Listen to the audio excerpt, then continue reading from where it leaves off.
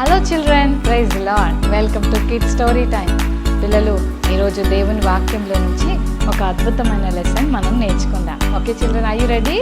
Okay పిల్లలు, Bible గ్రంథంలో యాకోబు అనే ఒక అంకుల్ ఉన్నాడు పిల్లలు. ఆ అంకుల్కి చాలా మంది కిడ్స్ ఉన్నారు. మన ఇంట్లో ఒక అన్న, ఒక చెల్లి, లేకపోతే అక్క, తమ్ముడు, అలా 2 మెంబర్స్ 3 మెంబర్స్ ఉంటారు కదా. కానీ యాకోబు అంకుల్కి 13 మెంబర్స్ పిల్లలు. ఎంత బిజీగా వాళ్ళ ఇల్లంతా చాలా హడావిడిగా ఉండేదేమో కదా పిల్లలు. చాలాసార్లు జోసెఫ్ అన్న గురించి విన్నారు కదా. ఈరోజు కూడా కొన్ని విషయాలు మనం జోసెఫ్ అన్నలో నుంచి నేర్చుకోవడానికి ప్రయత్నం చేద్దాం. జోసెఫ్ అంటే వాళ్ళ డాడీకి చాలా ఇష్టం. ఎందుకంటే యాకోబుకి రాహేల్ ఆంటీ అంటే చాలా ఇష్టం. రాహేల్ ఆంటీకి యోసేపు అన్న పుట్టాడు. అందుకని యోసేపు అన్న అంటే యాకోబు అంకుల్కి చాలా ఇష్టం పిల్లలు. అయితే అంకుల్ యోసేపు అన్న కోసం హ్యాపీ బర్త్డే వచ్చినప్పుడు మంచి కలర్ఫుల్ డ్రెస్ కొన్నాడు. మరి మీ ఇంట్లో కూడా మమ్మీ డాడీ వాళ్ళు బర్త్డేస్కి లేదా ఏదైనా అకేషన్స్ జరిగినప్పుడు మంచి బట్టలు కొనిస్తారు కదా. అలాగే యాకోబ్ అంకుల్ మాత్రం జోసెఫ్ అన్నంటే ఇష్టం కదా, అందుకని బెస్ట్ గిఫ్ట్ ఇవ్వాలని చూస్తున్నాడు. మంచి కలర్ఫుల్ డ్రెస్ కొనిస్తే వాళ్ళ అన్నలకి ఇంట్లో చాలా కుళ్ళు వచ్చేసింది. ఒక్కొక్కసారి మనకంటే ఎవరికైనా మంచి గిఫ్ట్స్ ఇచ్చినా లేకపోతే వాళ్ళని గుడ్ అన్నా ఇంట్లో మమ్మీ డాడీ అన్నయ్యని బంగారం అంటే చెల్లికి కోపం, చెల్లిని బంగారం అంటే అన్నయ్యకి కోపం, ఇలా బాధపడుతుంటారు కదా. జోసెఫ్ అన్న వల్ల మిగిలిన అన్నయ్యలందరికీ జోసెఫ్ అన్న అంటే చాలా జెలసీ వచ్చేసింది. పిల్లలు, మనం అలా ఉండొచ్చా పిల్లలు? లేదు కదా. మరి మమ్మీ డాడీకి ఒకరోజు పెద్ద అన్నయ్య మీద ప్రేమ, తర్వాత 2 అన్నయ్య మీద ప్రేమ, అలా ఎక్కువ ప్రేమ అనిపించినప్పుడు ఎప్పుడైనా నానా అని పిలుస్తూ ఉంటారు కదా పిల్లలు. మనం ఎప్పటికైనా వాళ్ళ పిల్లలమే కాబట్టి మనం ఎప్పుడు జెలసీగా ఫీల్ అవ్వద్దు. ఓకేనా చిల్డ్రన్? అయితే పిల్లలు, ఏం జరిగిందో తెలుసా? ఒకరోజు జోసెఫ్ అన్నకి డ్రీమ్ వచ్చింది. మీకు ఎప్పుడైనా కల వచ్చిందా పిల్లలు? అమ్మో అక్క, నాకైతే ఒక కల వచ్చిందక్క, అందులో పిచ్చోడు వచ్చాడని కల వచ్చిందక్క, లేకపోతే అక్క నాకు అలా జరిగిందని కల వచ్చిందని మీకు ఇప్పటికే మీకు వచ్చిన కళలు గుర్తొచ్చేస్తున్నాయి కదా పిల్లలు. మరి జోసెఫ్ అన్నకు కూడా కల వచ్చింది. అదేంటంటే ఆకాశంలో ఉన్న సూర్యుడు, చంద్రుడు, నక్షత్రాలు అంటే సన్, మూన్ అండ్ స్టార్స్ అన్నయ్యకి నమస్కారం చేస్తున్నాయని కల వచ్చిందట. అంతేకాదు పిల్లలు, కొన్ని రోజులు అయ్యాక మళ్ళీ ఒక కల వచ్చింది. అన్న నాకు ఒక కల వచ్చిందన్న అని వాళ్ళ అన్నలందరినీ పిలిచి వాళ్ళ డాడీతో కూర్చొని, డాడీ నాకు ఒక కల వచ్చింది. అదేంటంటే పెద్ద పెద్ద పనలు ఉంటాయి కదా, మరి పొలాల్లో కట్టేస్తారు కదా, ఆ పెద్ద పెద్ద పనలు అన్నీ నా పన సైడే అవి వంగినట్లుగా నాకు కనిపించింది డాడీ అని జోసెఫ్ అన్న వాళ్ళ డాడీకి వాళ్ళ అన్నలకు చెప్తుంటే, ఒరే ఊరుకోరా, నీ కళలు నువ్వును ఊరికే రకరకాల కళలు కంటున్నావు, నువ్వేమో పెద్ద హీరో అనుకుంటున్నావా, నీకు మేము నమస్కారం చేస్తాం అనుకుంటున్నావా, పిచ్చి పిచ్చి కళలు కంఠం మానేసాయి అని అందరూ ఎక్కిరించారు, నవ్వారు. అది నిజంగా జరగదని అనుకున్నారు పిల్లలు.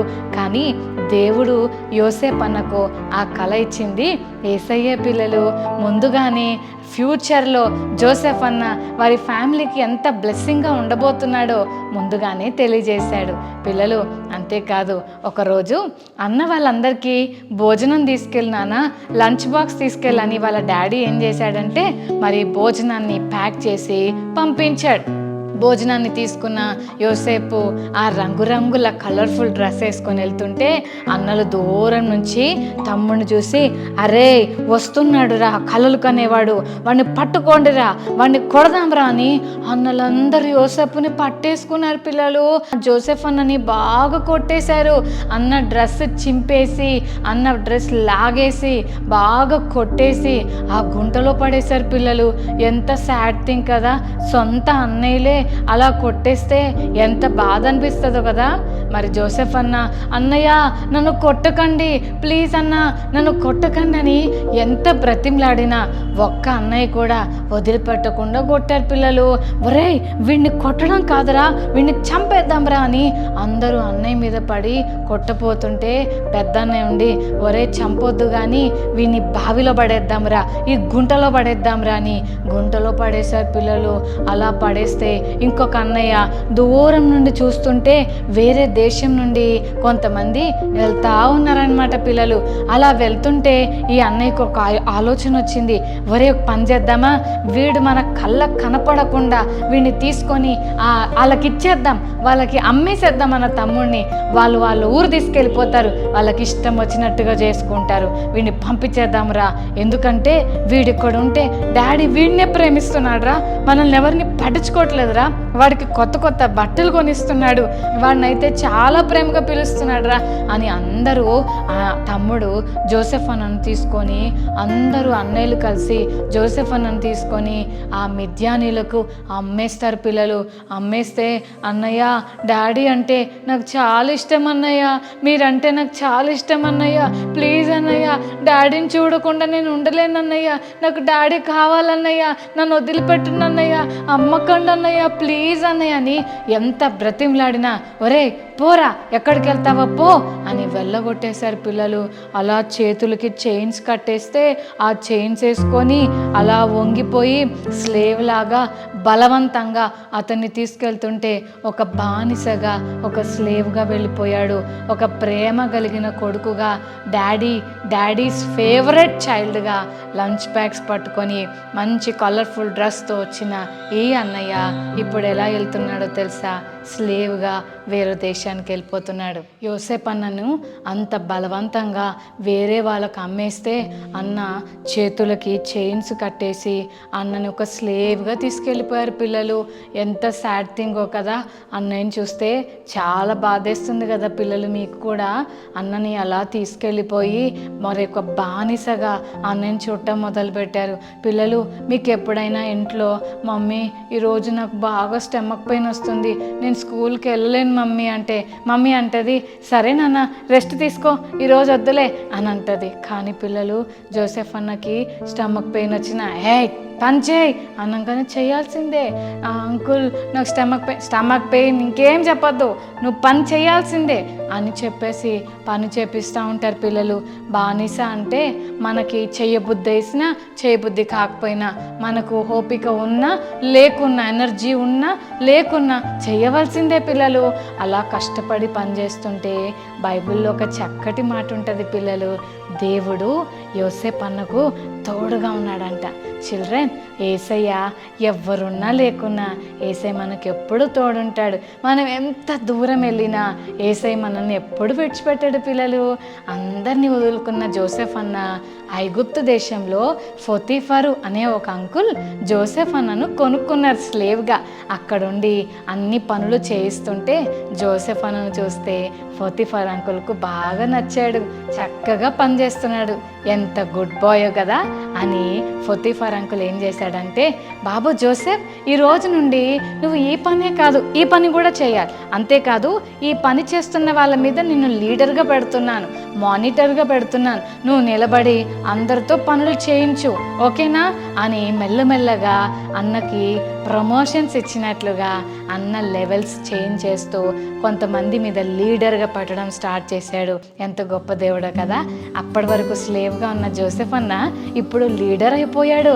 అంతేకాదు పిల్లలు, పొతీఫర్ అంకుల్ వాళ్ళ ఇంట్లో దేవుడు యోసేపు అన్నను ఒక మంచి పొజిషన్లో పెట్టాడు. అప్పుడు సాతాను గాడికి చాలా కోపం వచ్చింది.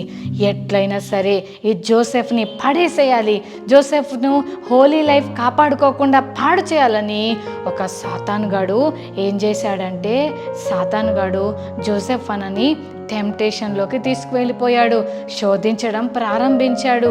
సాతాను ఒక శోధనను యోసేపన్న ముందు నిలబెట్టినప్పుడు యోసేపన్న ఆ శోధనను తప్పించుకొని పారిపోయాడు పిల్లలు. వావ్, ఎంత గ్రేటో కదా.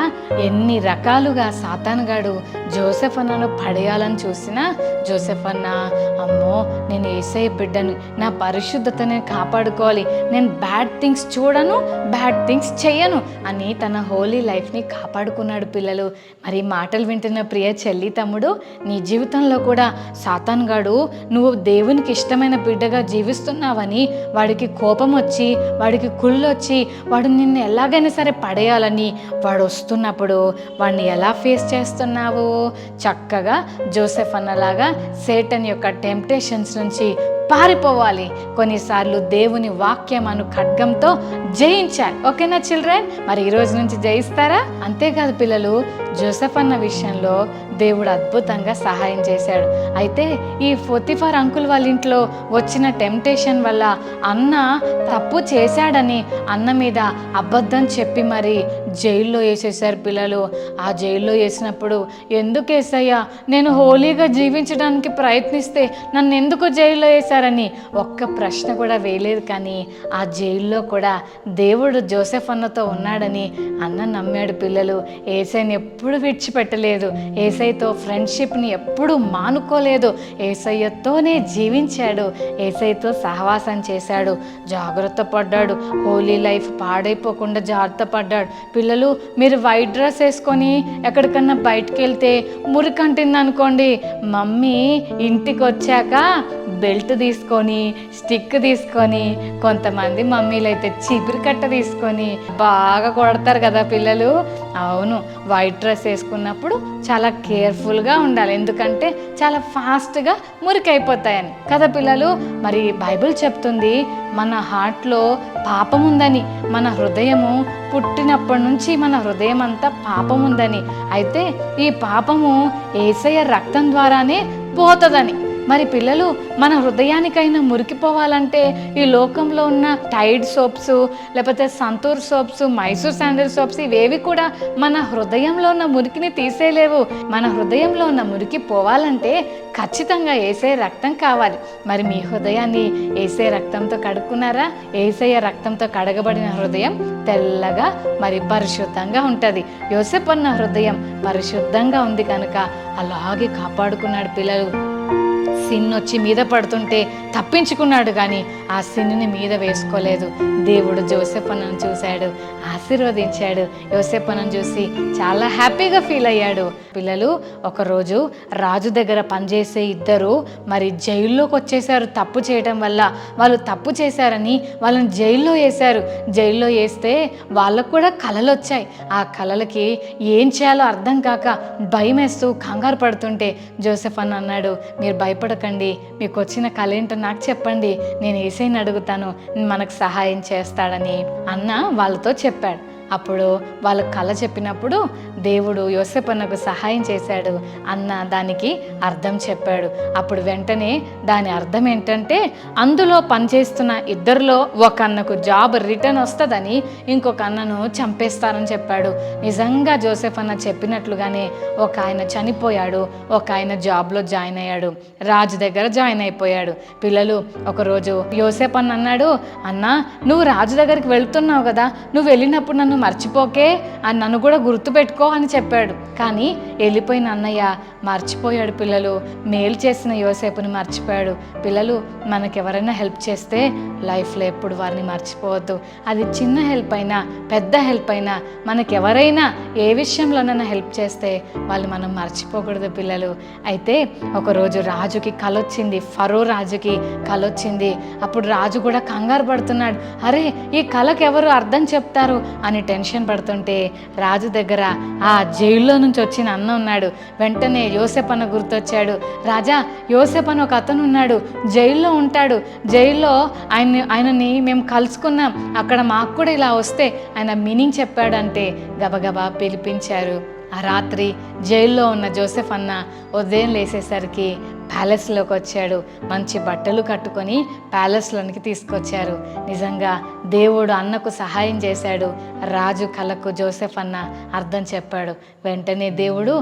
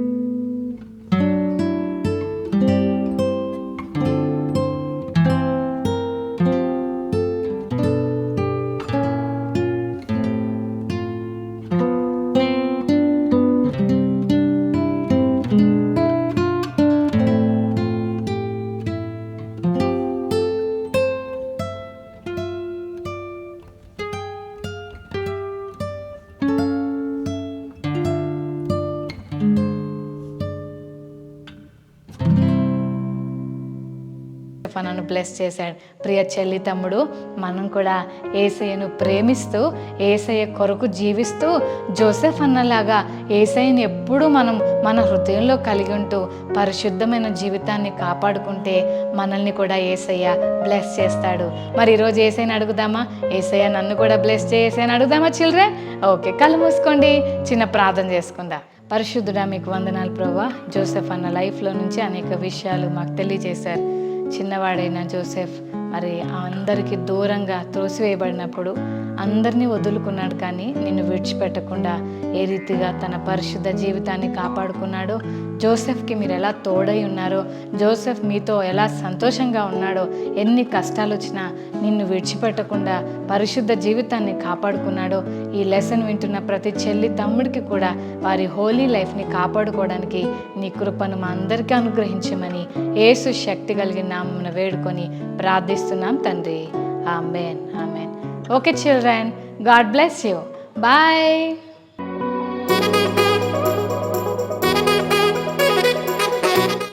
హాయ్ ఫ్రెండ్స్, ఇప్పుడు మనం ఒక వర్స్ నేర్చుకుందామా? నమ్మకమైన వారికి దీవెనలు మెండుగా కలుగును. సామెతలు 28:20.